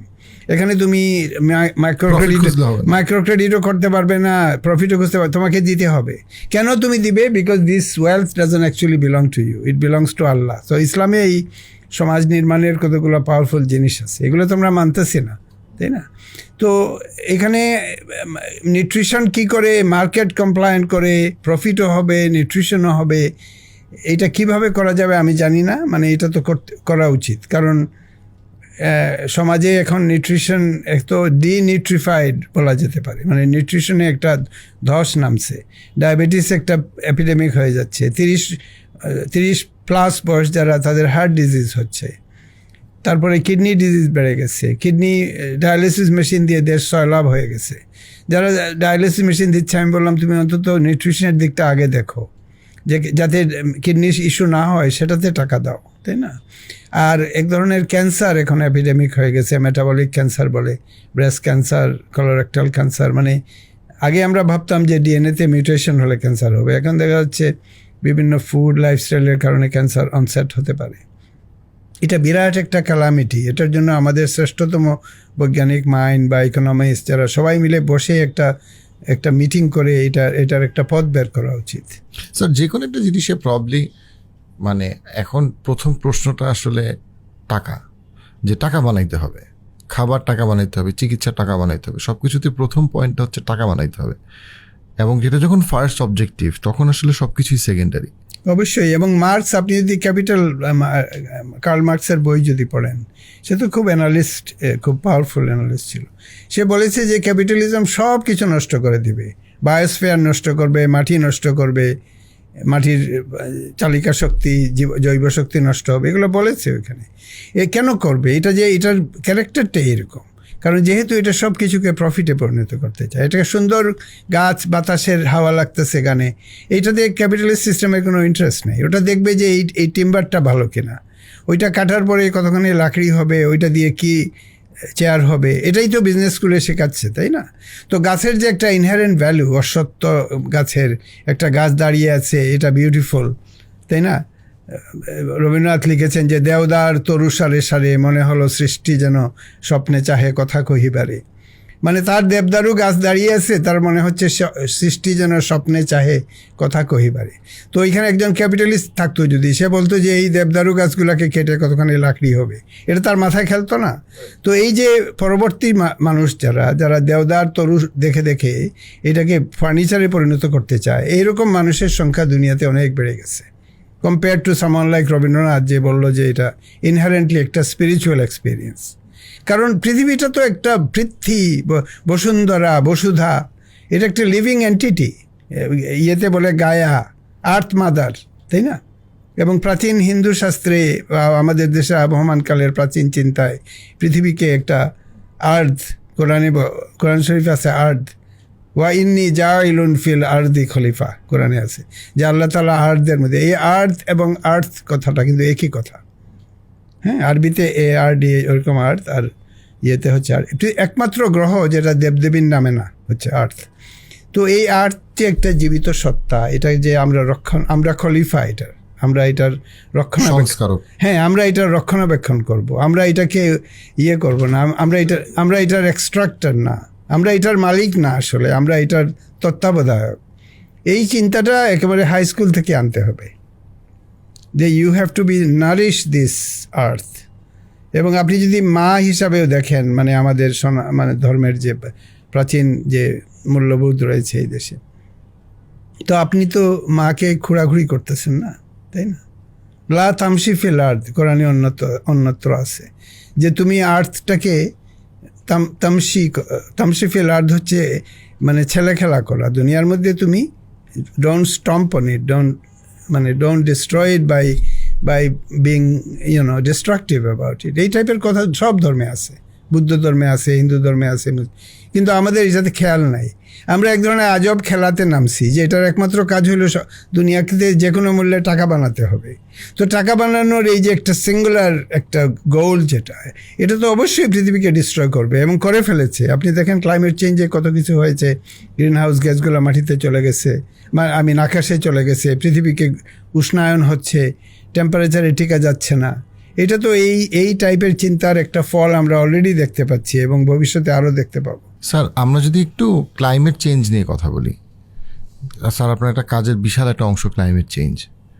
তো আমরা আসলে প্র্যাকটিক্যালি বাংলাদেশটা একটা ঝুঁকিপূর্ণ দেশের একটা, তার অন টপ অফ দ্যাট আমাদের দেশের অনেক রকম এখন ডিফিকাল্টিজ আছে, সেটা অর্থনৈতিক বলি, সোশ্যাল সিকিউরিটি বলি। সেখানে ক্লাইমেট চেঞ্জ নিয়ে মাঝে মাঝেই কিছু কনফারেন্স হয়, কিছু বুদ্ধিজীবীদের ডিসকাশন হয় হাই লেভেল, এবং অনেকগুলো সিওপি কনফারেন্স হচ্ছে, যেটা বিশাল টাকা খরচ হচ্ছে। বাট আসলে সিওপি কনফারেন্সগুলোর প্র্যাকটিক্যাল ইমপ্লিকেশন আমি জানি না। ক্লাইমেট চেঞ্জের উপরে যে কনফারেন্সগুলো হয়, আমাদের আসলে দেশের এই যে একটা ঝুঁকিপূর্ণ বাস্তবতা ক্লাইমেট চেঞ্জের দৃষ্টিকোণ থেকে, এটা ঝুঁকিটা আসলে কতটুকু সিরিয়াস, এবং সেই ক্ষেত্রে আমরা প্র্যাকটিক্যালি আসলে কি করা উচিত? আমাদের দেশ হচ্ছে এক ধরনের ভিকটিম এইটাতে, তাই না? কারণ কে কতখানি তিনটা গ্রিন হাউস গ্যাস আছে, কার্বন ডাইঅক্সাইড, মেথেইন এবং নাইট্রাস অক্সাইড। তো এইগুলো যে নির্গত হচ্ছে বিভিন্ন কারণে, যেমন আমরা যত গাড়ি চালাচ্ছি, যত প্লেনে চড়ছি, CO2 যাচ্ছে। মেথেনের মেইন সোর্স হচ্ছে ক্যাটেলে, হচ্ছে আমাদের যে বজ্র রাস্তায় ফেলে ওগুলো থেকে হচ্ছে, রাইস ফিল্ড থেকে হচ্ছে, নাইট্রাস অক্সাইড এরকম এগ্রিকালচার থেকে হচ্ছে। তো সব মিলিয়ে যে ক্লাইমেট ফুটপ্রিন্ট, যে কোন দেশ কত রিলিজ করছে, এটাতে বাংলাদেশের প্রপোর্শনাল কন্ট্রিবিউশন খুব কম। কাজেই ক্লাইমেট চেঞ্জের যে ভয়ানক যে ব্যাপারগুলো হচ্ছে এখন, এটাতে আমরা কন্ট্রিবিউট করি নাই। আমরা বরং এটা থেকে যে এটার যে খারাপ বৈশ্বিক উষ্ণায়ন ফলে যে ফ্লাড বেড়ে যাচ্ছে, টেম্পারেচার, আমরা ভিকটিম। এটা তো নিশ্চয়ই। তো এইটাতে যে আমরা ধনী দেশগুলোর কাছে গিয়ে টাকা চাইবো যে তোমরা আমাদেরকে, আমরা ভিকটিম, আমাদেরকে টাকা দাও, এটা একটা প্রক্রিয়া রয়েছে, অ্যাডাপ্টেশন মানি। তো ওরা প্রমিস করে ওটা দেয় না ঠিক মতো, তাই না? এই দেন দরবার চলছে। আরেকটা আমি বিশেষ করে যেটাতে কাজ করেছি সেটা হচ্ছে মিটিগেশন, মানে এটা ক্লাইমেট গ্যাসগুলোকে মাটিতে কী করে ফিরিয়ে নেওয়া যায়। এটার জন্য আমার গ্রুপকে আমরা একটা প্যাটার্ন পেয়েছি, সয়েল কার্বন সেকুয়েস্ট্রেশন। তো মোটামুটি আইডিয়াটা হচ্ছে এরকম যে অনেক কার্বন ডাইঅক্সাইড আছে, বাতাসে চলে গেছে, এটা গাছ লাগানোর একটা লজিক, এটা যে অনেক গাছ লাগালে ওই CO2গুলো গাছ শুষে নিবে, এটা মাটিতে চলে যাবে। এটা সাধারণ ক্রপ দিয়েও করা যাবে, রাইস দিয়ে করা যাবে। আমি যে পঞ্চব্রী ধানগুলো, এগুলোর রুট সিস্টেম বিশাল।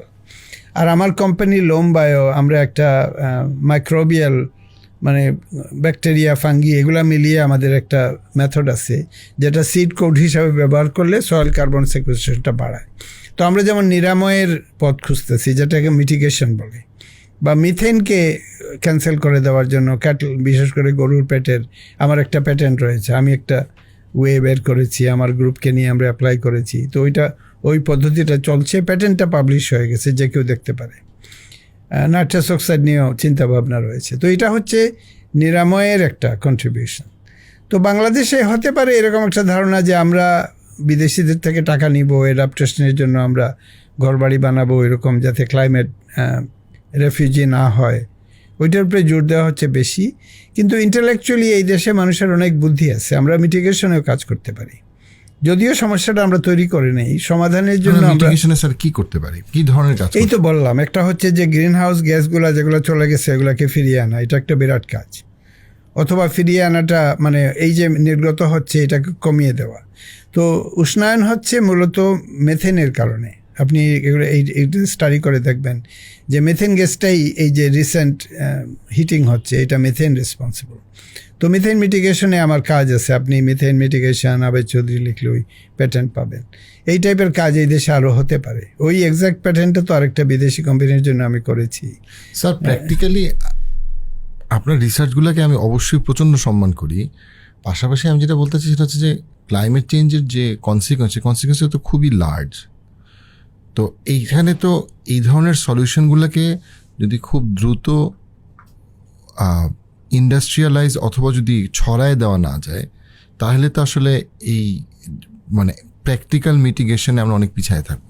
সেটা তো ঠিকই। তো CO2 মানে অনেক ক্লাইমেট গ্যাস তো অ্যাটমসফিয়ারে চলে গেছে। অনেকে মনে করে এগুলাকে বাল্ক কোনো মেশিন দিয়ে CO2 সাক করে মাটিতে নিয়ে যাবে, এই টাইপের আইডিয়াও আছে। বড় বড় ইন্ডাস্ট্রিয়ালিস্টরা বা রিচ পিপল এটা চিন্তা করতেছে, বাট এটা কতখানি প্র্যাকটিক্যাল আই ডোন্ট নো। মানে large scale removal, direct removal of CO2 বা large scale direct removal of methane, এটা হতেই পারে কেউ যদি ওই টেকনোলজি। আর আরেকটা হচ্ছে বায়োলজিক্যাল মিটিগেশন, যেটা সয়েল কার্বন সেকুস্ট্রেশন হলো একটা, বা মেথেন মিটিগেশনে যে আমার যে কাজটা, এগুলা ওভার দ্য পিরিয়ড যদি কেউ করে, যেমন প্রত্যেকটা দেশের জমিতে শস্যে যদি সয়েল কার্বন সেকুস্ট্রেশনের ডিভাইসটা লাগানো হয়, আমাদের কোম্পানি যেটা এটার অংশ, তো এই কোম্পানি তো অনেক টাকা রেজ করেছে, আমেরিকার সব বিলিয়নাররা এখানে ইনভেস্ট করেছে লোমবায়োতে। তো এটাতে মানুষের ইন্টারেস্ট আছে যে এটা সলিউশন হতে পারে। অনেকে বলছে যে জিনিসটা এত বেশি হয়ে গেছে অলরেডি, তাই না, এটাকে বরং খুব ডিরেক্টলি নেওয়া যায় কিনা। এটা তো একটা প্রবলেম, এটা তো কোনো ইজি সলিউশন নাই যে আমরা একটা সুইচ টিপবো আর ক্লাইমেট চেঞ্জ চলে যাবে, এটা তো হবে না।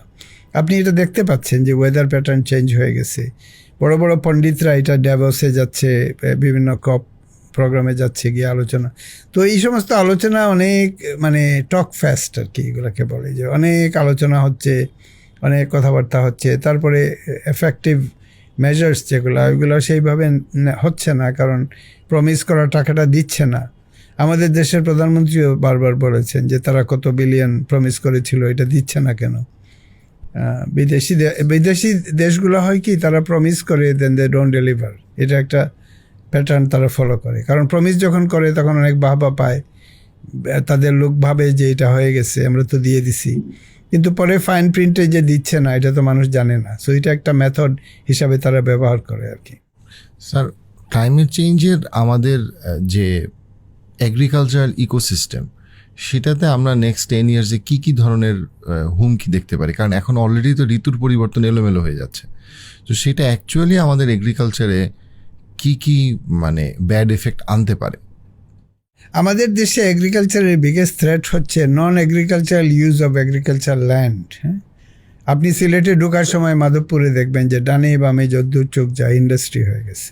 আমার নিজের গ্রামেও ক্রমাগত সংকুচিত হচ্ছে। আমাদের একটা মাঠ আছে, আমতলির মাঠ, ছোটোবেলা থেকে আমি দেখেছি। এখন দেখি আস্তে আস্তে আস্তে আস্তে ডেথ থ্রু 100 কাট, বিভিন্ন লোক বাড়ি বানাচ্ছে, এটা করছে ওইটা করছে। আর আরেকটা হচ্ছে লার্জ স্কেল জমি অধিগ্রহণ করা হচ্ছে নন এগ্রিকালচার।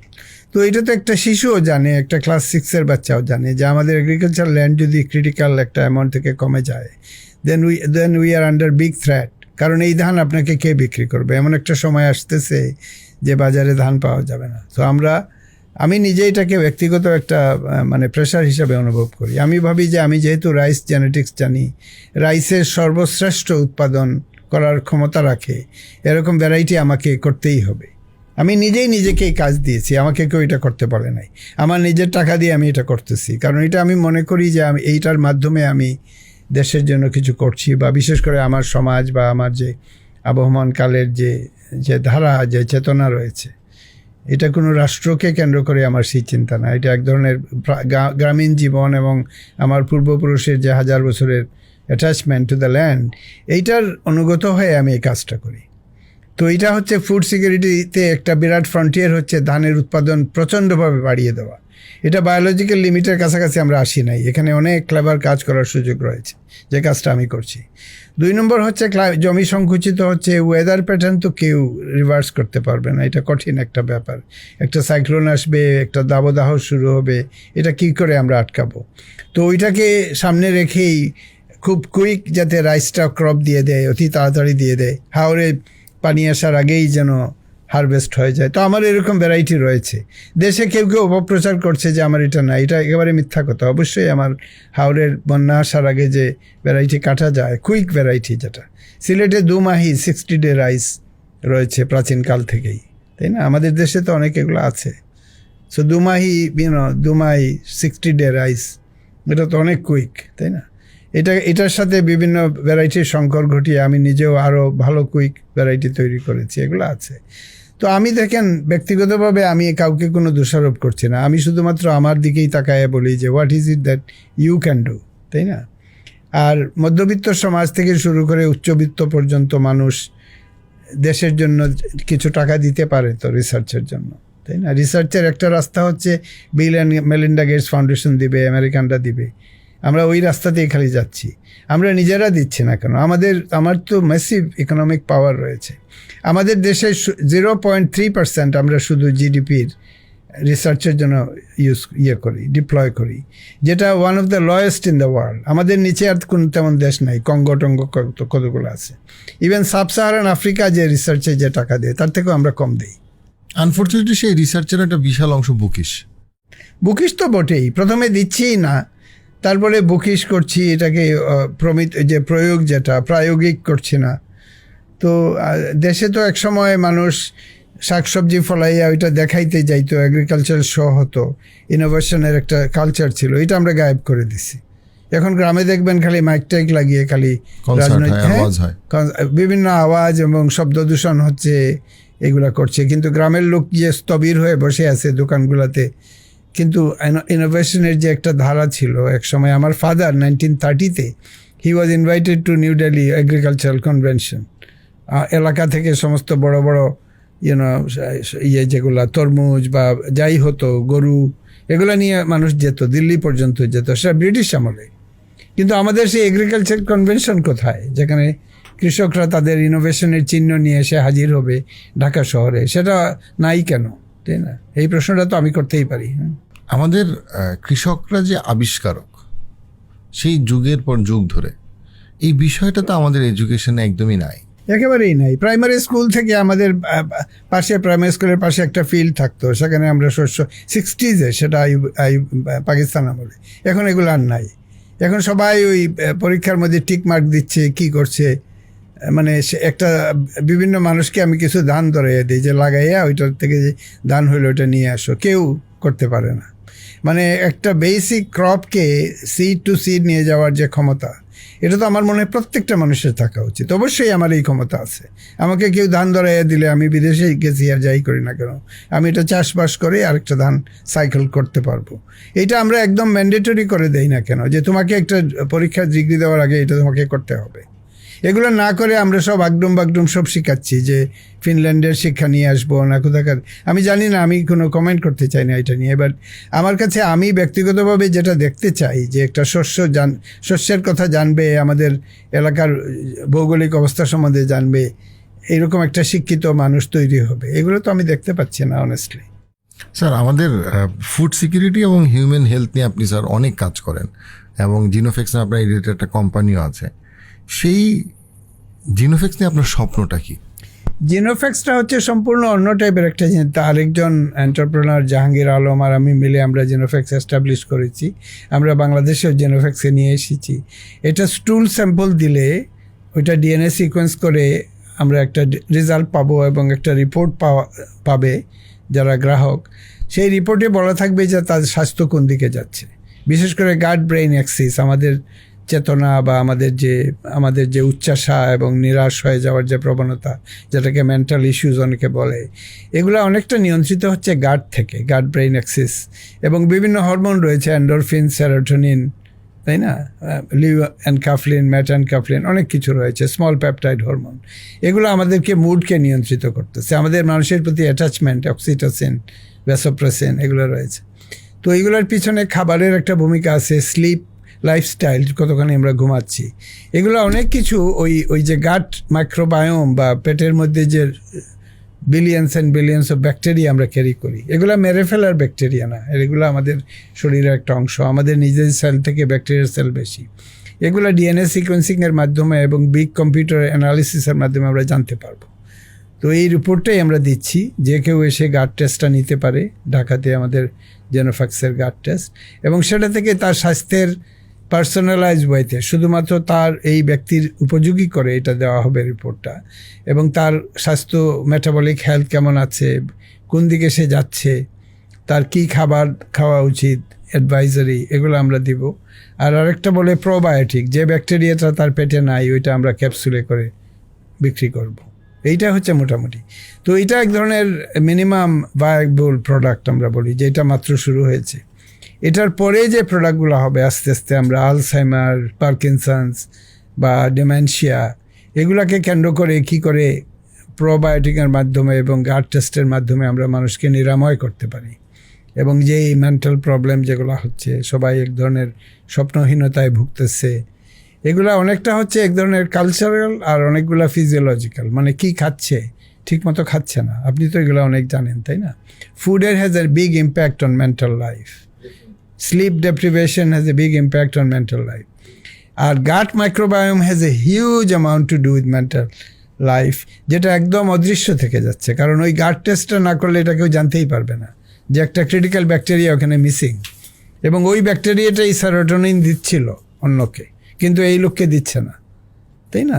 তো তাহলে সেরোটোনিন থেরাপি না করে ওই ব্যাকটেরিয়াটা তাকে রেস্টোর করতে হবে। একজন রেড মিট খেয়ে ওইটাতে হার্টের একটা টক্সিন মেটাবোলাইট বানানো হচ্ছে, ব্যাকটেরিয়া করছে, এই জন্য রেড মিট খেয়ে তার দ্রুত হার্ট প্রবলেম হচ্ছে। আরেকজনের ওই ব্যাকটেরিয়া নাই দেখে রেড মিট খেয়ে যাচ্ছে, কিছু হচ্ছে না। এটা এখন এই মুহূর্তে মানুষ দেখতে পায় যে অনেকে গরুর গোশত অনেক বেশি খায় দেখে হার্টে হয়েছে প্রবলেম, হয়েছে, আরেকজনের হয় নাই। কিন্তু কেন এই তফাৎ, এটা গাট মাইক্রোবায়োমে এটার উত্তর আছে। আপনি কিরকম স্যার সাড়া পাচ্ছেন, কিরকম মানুষ আসলে অ্যাকচুয়ালি গিয়ে টেস্টটা করাচ্ছে? এবং আমরা তো মাত্র শুরু করেছি, এই মানে লিটারালি এই কয়েক সপ্তাহ ধরে ডাক্তারদের সাথে আলোচনার মাধ্যমে।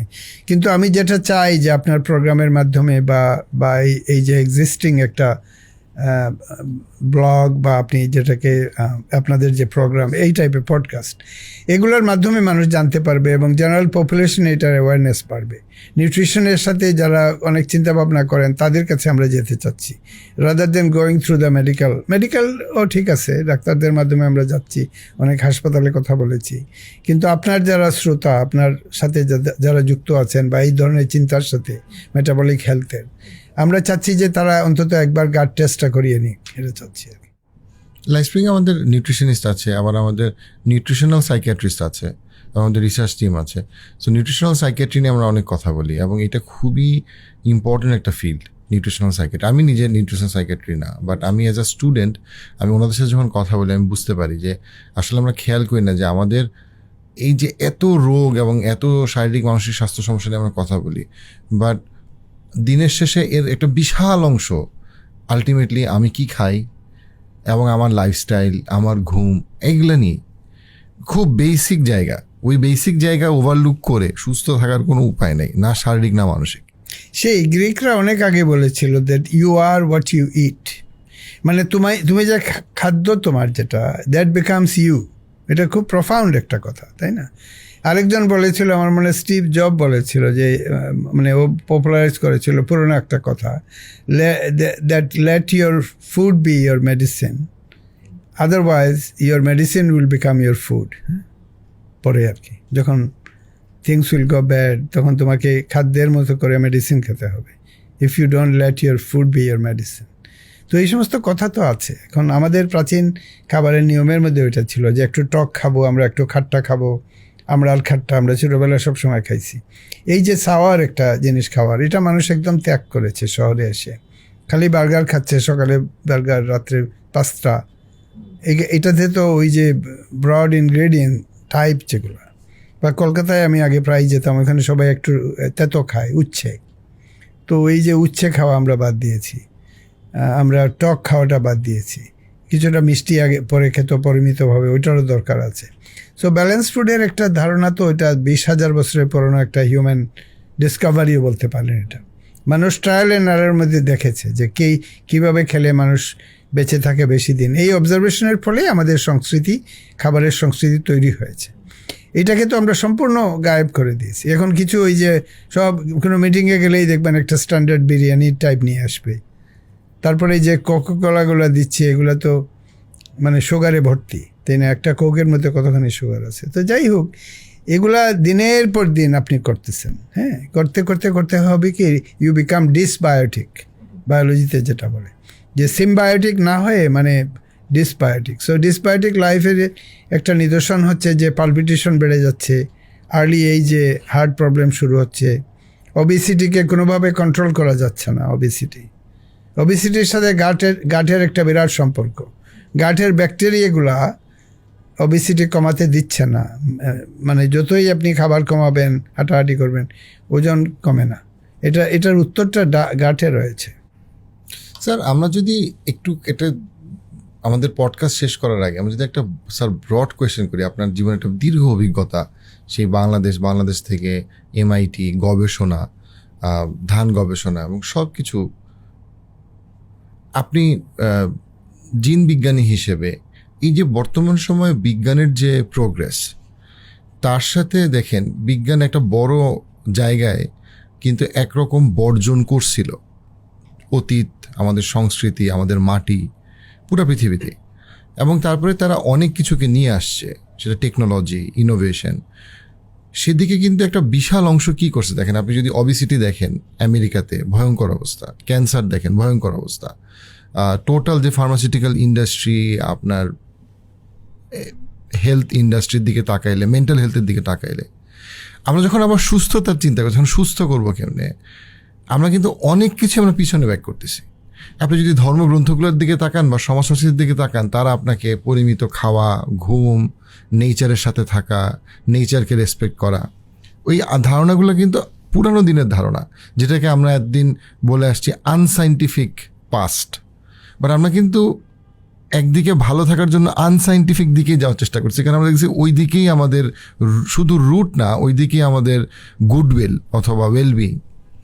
সো কোন জায়গাটায় এসে কিভাবে আপনার কাছে মনে হয় যে সায়েন্সের প্রোগ্রেশন এবং আমাদের ওয়েলবিং প্রপার সেন্সে আসলে হারমোনাইজ করবে, রাদার দেন দুইটাকে কম্পিট করবে? কারণ কোন একটা জায়গায় আমার কাছে মনে হয় ছোট্ট জ্ঞানে যে সায়েন্স যত বেশি সুপ্রিমলি প্রফিট ওরিয়েন্টেড হয়ে গেছে এবং ছোট একটা সিন্ডিকেটের কাছে চলে গেছে, দেন সায়েন্স আসলে কখনোই শেকলের বাইরে গিয়ে মুক্তভাবে বলতে পারবে না যে এইটা আসলে ভালো, এইটা আসলে খারাপ। আমি ব্যক্তিগতভাবে সারা জীবনের কাজ এবং বর্তমান কালে বিশেষ করে সায়েন্সকে এক ধরনের মানুষের কাছে ফিরিয়ে দেওয়ার চেষ্টা করতেছি, তাই না? কারণ প্রাচীনকালে আমার মনে হয়েছে যে সায়েন্সের সাথে জীবন ধারণের একটা অবশ্যম্ভাবী একটা কানেকশন ছিল। এটা শিক্ষা যখন ফর্মাল হয়ে গেল আমাদের দেশের ইতিহাসে 1857 পরে যেভাবে শিক্ষা ব্যবস্থা আসলো, যেভাবে প্রতিষ্ঠান হলো, বা আমি নিজের জীবনেও দেখি যেভাবে আমেরিকায় গেলাম, আমেরিকা যাওয়াই আমার মুখ্য উদ্দেশ্য হয়ে দাঁড়ালো। কেন? কারণ আমেরিকাতে এই সব কিছু হচ্ছে, তাই না? আমি নিজেও তো এটাতে পার্টিসিপেট করেছি। কিন্তু এটা করতে গিয়ে এবং সমস্ত সায়েন্টিস্টদের সাথে মিশে আমার মনে হয়েছে যে সায়েন্সের একটা লিমিটেড এবং একটা এক ধরনের ধ্বংসাত্মক একটা রূপ পৃথিবীতে প্রিভেল করতেছে এখন। আর ডেমোক্রেটাইজিং ইনোভেশন, যেটা এরিক বন হিপল বলেছে যে সবার জন্য ইনোভেশন, এটা আরেকটা ধারা, এটা রয়ে গেছে। এটাকে তো আর কেউ ব্যান করে নাই। যেমন আমি কৃষকদের নিয়ে কাজ করি, আমাকে তো কেউ গ্রেফতার করে না এই কারণে, এটা তো অ্যালাউড, কিন্তু আমরা এটা করছি না। আমার যে বন্ধুরা, আমার সহপাঠীরা, তারা ওই টাকা বানিয়ে বিদেশে বড় বাড়ি বানিয়ে থাকবে, ওই জায়গাতে রয়ে গেছে। এটা যার যার ব্যক্তিগত ব্যাপার, কিন্তু আমি জাস্ট ফেনোমেনটা বলছি। তো বিজ্ঞানকে মুক্ত করতে হবে। মুক্ত করো ভয়, রবীন্দ্রনাথ যে লিখেছে, তাই না? আপন মাঝে শক্তি রাখো, নিজেরে করো জয়, তাই না? সংকুচের অবিবলতা। তো সারা দেশ সংকুচে আক্রান্ত। ছাত্ররা আমার কাছে আসে, আমি বলি ইয়েস স্যার, নো স্যার, বলে আমরা এটার দরকার নাই। আমি তো সকল জ্ঞানের আধার নই। তোমার কথাটা বলো, আমার কথা তুমি চুপ করে শুনবে আর মাথা নাড়বে, এটা কেন? এটা আমাদের শিক্ষা ব্যবস্থা আমরা প্রমোট করতেছি, কমপ্লায়েন্ট পপুলেশন। ছাত্ররা নীরব এবং খুবই মাথা নাড়তেছে এবং নিজের কথা বলছে না, বলার কোনো জায়গা নাই। তো একজন ছাত্রী, সে আমাকে বললো যে স্যার, আমি প্রথম বলতাম, কিন্তু স্যার যেভাবে ব্যঙ্গাত্মকভাবে আমাকে পাবলিকলি রেসপন্ড করলেন, তারপর থেকে আমি চুপ হয়ে গেছি। তার মানে এটা দেখেন, এটা খুব টক্সিক একটা জিনিস যে একজন তরুণী কথা বলবে আর প্রবীণ যারা পাওয়ারফুল তারা এটাকে ব্যঙ্গ করবে, বলবে এই কথা কি বললে, এবং এক ধরনের রিডিকিউল করবে। তো ওই মানুষটা তো চুপ হয়ে যাবে সারা জীবনের জন্য। তো এইভাবে আমরা ইনোভেশনকে সর্বত্র ছড়িয়ে দেব। আমি চাচ্ছি যে আমার গ্রামের ইভেন একটা ফকিরও যেন ইনোভেটিভ হয়, এটা আমি চাই। এবং আমাদের যে শস্যগুলো আছে, আমাদের যে ইতিহাস আছে, আমাদের যে প্রাচীন গ্রন্থ রয়েছে, এগুলাকে কেন্দ্র করে তারা জাগ্রত হবে। এবং এক ধরনের পশ্চিমা টেকনোলজি তো আছেই, কিন্তু আমরা যে ভুল রাস্তায় কলোনিয়ালিজমের জন্য গিয়েছিলাম, যেভাবে আমাদের মননকে আমরা বিক্রি করে দিয়েছিলাম, ওই বিকৃত মননের একটা রেশ আমাদের ভিতর রয়ে গেছে। ওইটা আমাদেরকে ডিপ্রোগ্রাম করতে হবে, ডিকলোনাইজ করতে হবে। We have to democratize innovation and decolonize the mind প্রথমে। তারপর আমরা স্পেসিফিক জায়গায় কি করব, কোন ক্রপ লাগাবো, কোনটার সাথে কি করব, এটা তো সাবজেক্ট ম্যাটার নলেজ লাগবে। এদেরকে ইন্টেলেকচুয়াল বলতে হবে, এরা গভীর মননশীল বুদ্ধিজীবী, অবশ্যই তারা এটা করবেন। আর কবিতা তো আমি অনেক ভালোবাসি, তাই না? কবিতা তো সুন্দর জিনিস, তাই না? কবিতাকেও আমরা জীবন ধারণের একটা অস্ত্র হিসাবে ব্যবহার করব। কবিতা আমাদের জন্য উজ্জীবন সৃষ্টি করে, তাই না? আপনি দেখেন না, মানুষ এই কবিতাটা জপে, সেদিনও এমনি ফসল বিলাসী হাওয়া। আমি জানি না এখন আর জপে কিনা, আমাদের সময় তো আমরা সবাই করে জানতাম মুখস্থ। তো কবিতার মাধ্যমে আমরা উজ্জীবিত হব। ঠিক যেভাবে হিন্দু শাস্ত্রে আছে যে অসতমা সদ্গময়, যে আমি অসততার মধ্যে ডুবে আছি, আমাকে সততার কাছে যাও। তমসমা জ্যোতির্গময়, আমি অন্ধকারে আছি, আমাকে জ্যোতির্ময় করো, আলোকের কাছে নিয়ে যাও। আর মৃত্যুর মা মৃত্যুঞ্জয়, আমি মৃত্যুর দিকে ধাবিত হচ্ছি, আমাকে মৃত্যুঞ্জয় করো। কি পাওয়ারফুল, তাই না? আমি প্রত্যেক দিন সকালে আর নিজেকে এটা রিমাইন্ড করি, যেভাবে কোরআনিক ভার্সেসগুলো রিমাইন্ড করি, এটাও করি।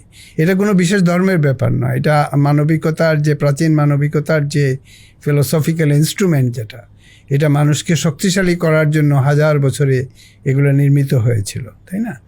কাজেই এগুলো আমরা ভুলে গেছি। আমরা সারাক্ষণ টিভির মধ্যে দাঁড়াইয়া ওই পেনসিলভেনিয়াতে কী বলতেছে, আমেরিকানরা কী বলতেছে, এগুলো আমাদের ছেলেরা মেয়েরা জপমালা করে করতেছে এবং ওই রকম কথাও বলতেছে, ওই রকম চিন্তাও করতেছে। এটা এক ধরনের ডিসবায়াসিস, এটা আমাদেরকে চেতনাকে নষ্ট করে দিচ্ছে। থ্যাংক ইউ স্যার, চমৎকার আলোচনার জন্য, এবং আপনার জ্ঞান ও প্রজ্ঞা আল্লাহ আরও বাড়ায় দিক, এবং আপনাকে আল্লাহ দীর্ঘায়ু দান করুক। আপনি মানুষের জন্য অনেক কাজ করছেন, দেশের জন্য কাজ করছেন, এবং আপনার এই আলোচনা অনেকে হেল্প করবে, আমাকে অনেক হেল্প করছে, এবং আপনাকে আমাদের শ্রোতাদেরকে এনলাইটেন করবে আমি শিওর। থ্যাংক ইউ স্যার আবারও আজকে সময় দেওয়ার জন্য। ধন্যবাদ, আমারও এসে খুব ভালো লেগেছে, আশা করি শ্রোতাদের এটা ভালো লাগবে।